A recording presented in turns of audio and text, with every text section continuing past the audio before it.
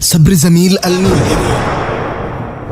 Hata wakifanya hivyo, hata wakilia, wakiomboleza, wakijipiga, wakajitesa, wakajichana, wakaikata miili yao kwa kuomboleza siku hii, wao ndio wahusika wakuu wa mauaji al-Hussein. Maulama wa Kiislamu na maulama wa Shia wanathibitisha uwepo wa tukio la kuwa watu wa Kufa ambao ndio makazi ya Mashia ndio walihusika na mauaji ya al-Hussein radhiallahu ta'ala anhu. Ukitizama waliomuita al-Hussein kwenda Kufa, kama wanavyothibitisha maimamu wa Kishia, ameandika moja katika maduturi wa Kishia anaitwa Ahmad an-Nafis kwenye kitabu cha Ala Khut al-Hussein kwamba Mashia watu wa Kufa walimwandikia al-Hussein barua kwamba njoo Kufa, njoo Iraq, watu wanakuhitaji wewe. Lakini pia Kadhi min Najafi ameandika katika Ashura, lakini pia Tadhallumu az-Zahra akaandika kwamba wao ndio walimwandikia barua al-Hussein mpaka zikafika barua 1012 au yazid au zaidi, wakimuita al-Hussein kwamba watu hawamtaki mwingine yoyote isipokuwa wewe tu. Lakini pia al-Qazwini, Muhammad al-Qazwini Ash-Shii Rafidhi, naye ameandika katika kitabu chake Muntaha al-Amal ya kwamba walimwandikia barua nyingi al-Hussein wakimuita wampe bai'a. Ukichukua hili na maneno ambayo al-Hussein ameyasema siku ya mauaji, kama walivyoandika baadhi ya waandishi ila al-Mukarram na wengine katika maulama wa Kishia wameandika na kuthibitisha kwamba al-Hussein alisema maneno yafuatayo: Allahumma uhkum bainana wa baina qaumin da'una liyansuruna wa qataluna, ewe Allah, hukumu kati yetu sisi na watu waliotuita wakatupa bai'a wakatunusuru kisha wakatufanyia khiana wakatuua. Haya ni maneno ya al-Hussein radhiyallahu ta'ala anhu: ewe Allah, hukumu kati yetu sisi na watu waliotuita sisi wakatunusuru, ambao ni watu wa Kufa, lakini wakatufanyia khiana wakatuua, wakaangamiza kizazi changu. Lakini pia moja katika waandishi wa Kishia anaitwa An-Najafi, Kadhi min Najafi, ameandika katika baadhi ya vitabu vyake ya kwamba kullu man sharaka fi harbi al-Hussein min ahli Kufa, kila aliyeshiriki katika mauaji ya al-Hussein ni watu wa Kufa. Hakuna mtu wa Misri, hakuna mtu wa Madina, hakuna mtu wa Hijaz, hakuna mtu wa Yemen. Walioshiriki katika mauaji ya al-Hussein ni wao Shia Rafidha qatalahumullah ta'ala. Sasa wasiwawekee mihadhara Waislamu kuonesha kwamba wanaumizwa na tukio hili la mauaji ya al-Hussein ambaye Mtume sallallahu alayhi wasallam amemtaja kwa kheri na kwamba wao ndio vijana shabab, sayyida shababi ahli aljanna. Uhakika ndio huu na uhalisia.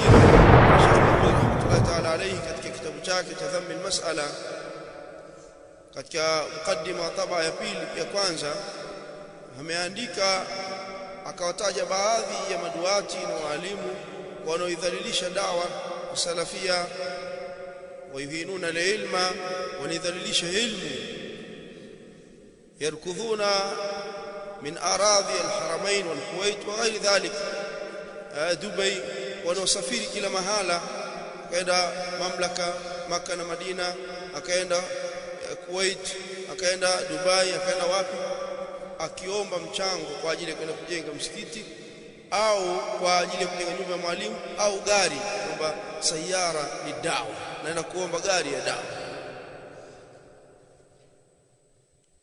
Sheikh anasema akaidhalilisha ilmu na dawa kwa sababu ya vitu hivi. Sheikh atoa nasaha maduati wafanye subra juu ya ufukara, kwa sababu wamechagua njia ya kufanya kazi za mitume. Kazi za mitume zina changamoto kama hizi za ufukara, changamoto za maskini, changamoto za kawaida. Kuzivumilia ni jambo la msingi. Lakini unataka uwe dai mwalimu na unataka uwe na magari, uwe tajiri tena, hii sasa hauwezi kufanya dawa, utaidhalilisha dawa, utakwenda kuomba. Kwa haya mambo haya yalofunguliwa na baadhi ya ndugu zetu ni mambo ambayo hayapo katika dini, bali ni kuingia katika hatari ya kuomba.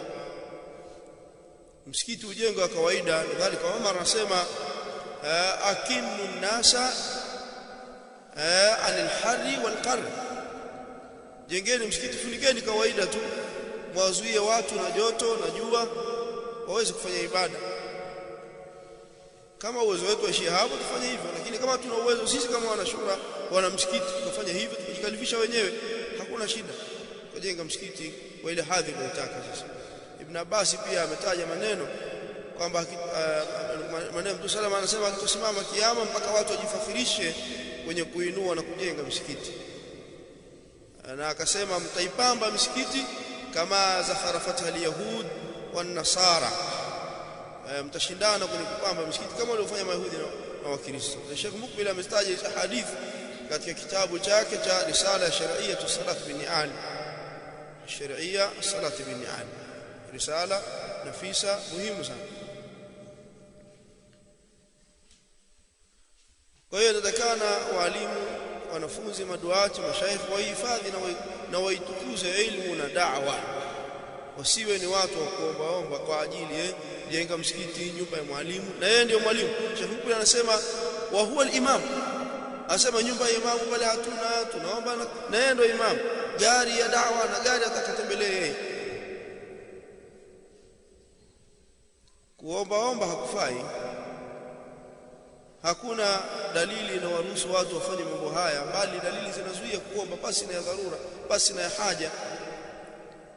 Dalili zinazuia kufanya hivyo. Tazama hadithi kuna hadithi hapa itakuja mbele ya Bukhari ya Qabisa, hadithi ya Qabisa ibn Bukhari radhiyallahu ta'ala anhu قال رسول الله صلى الله عليه وسلم إن المسألة لا تحل إلا لأحد ثلاثة. hakika kuomba hakufai isipokuwa kwa moja watu watatu. Rajulun tahammala hammalatan fahallat lahu almas'ala hatta yusibaha, ni mtu amebeba dhamana ya deni. Mtu kabeba deni ima katika hali ya kusuluhisha kesi ya watu ya makabila mawili au watu wawili wamegombana, au yeye mwenyewe ana madeni ameyabeba kwa ajili ya maslahi yake yakamuelemea, basi huyo atahalalishiwa, ataruhusiwa kuomba kwa kadiri ya ile haja yake. Akishapata tu thumma yumsi, ataacha, kana aacha, ajizuia asiombe tena. Huyo wa kwanza ambaye anaruhusiwa na sheria.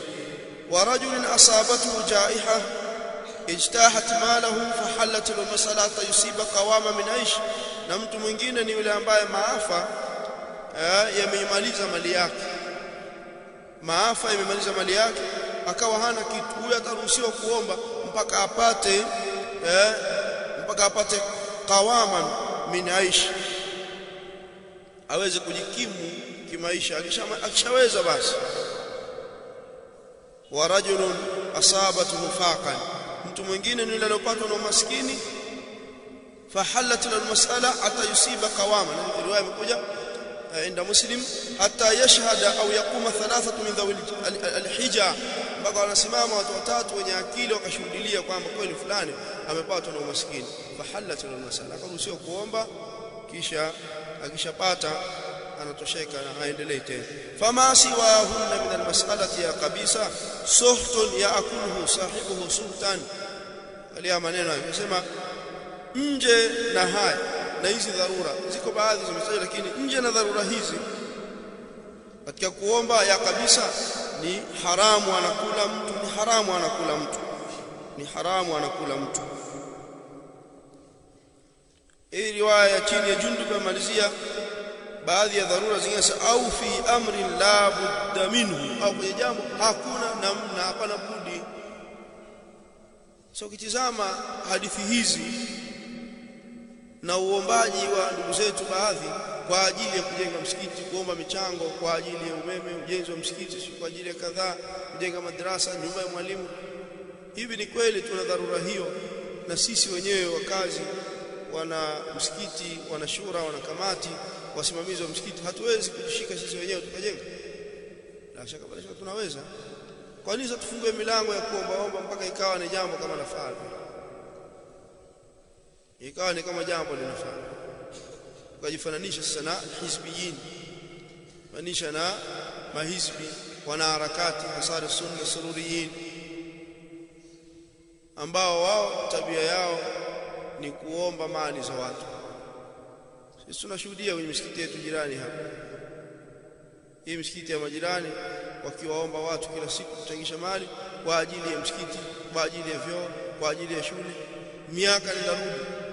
La masjidan banuhu wala hammamat tasnahu, si msikiti wamejenga wala vyoo wamekarabati.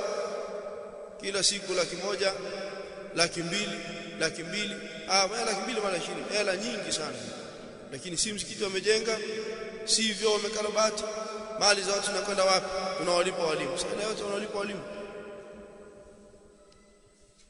Ndio maana mara nyingi nataja maneno ya mwandishi wa Hassan al-Banna anaitwa Mahmud Abdul Halim, mwandishi katika waandishi wa jamaa ya Ikhwan Muslimin, wanaharakati.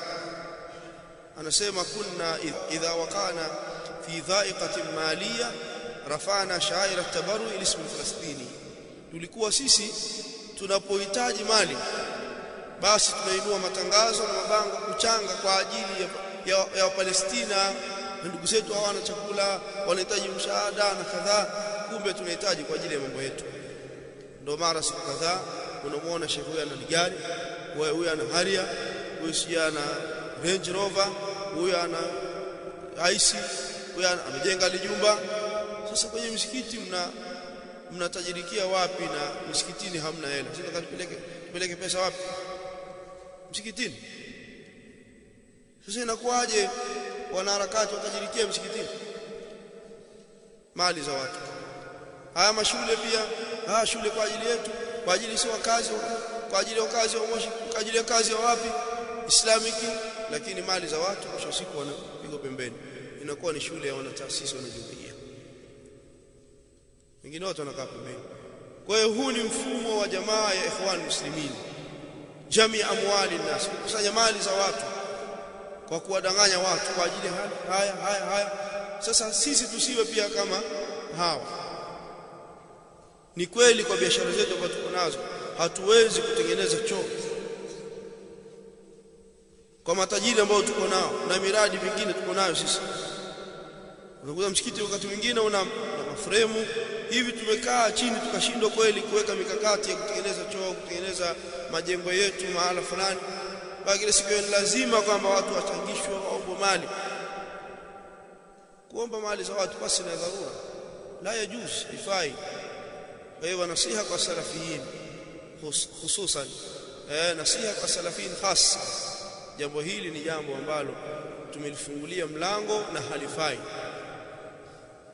Kama nilivyosema, wewe una nyumba milioni 50, wewe milioni 100, wewe milioni 200, kuna watu 10 pale, wengine ni waajiriwa serikalini, wanapokea mishahara milioni 1, milioni 2. Sasa mnashindwaje kujenga msikiti? Ni kweli kwamba hamwezi au ndio mazoea ya kuomba mali za watu?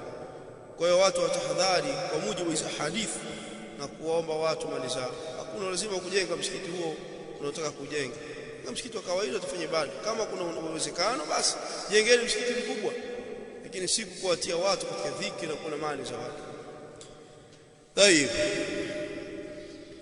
isha hadithi ya Samra hii Mtume salama akamalizia, illa ayasala rajulu sultanan, illa akamuomba mtu, isipokuwa mtu akamuomba kiongozi.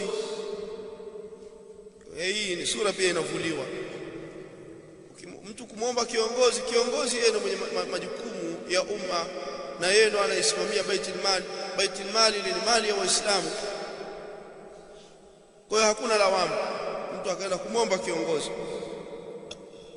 Au fi amri la budda minhu, au akaomba kwenye jambo hakuna budi nalo, hakuna namna yani.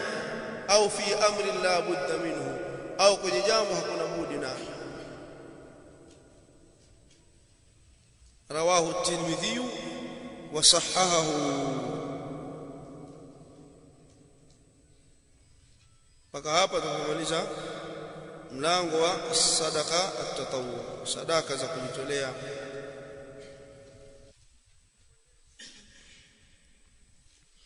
Mtu atasema sasa itakuwaje? Tuna magrupu tunayo, vunja magrupu, alisheni utaratibu. Ama magrupu ya kuchangisha ya vunjeni magrupu, kaeni chini nyinyi wanashura, muangalie namna ya kujenga msikiti nyinyi wenyewe. Jekeni utaratibu tu.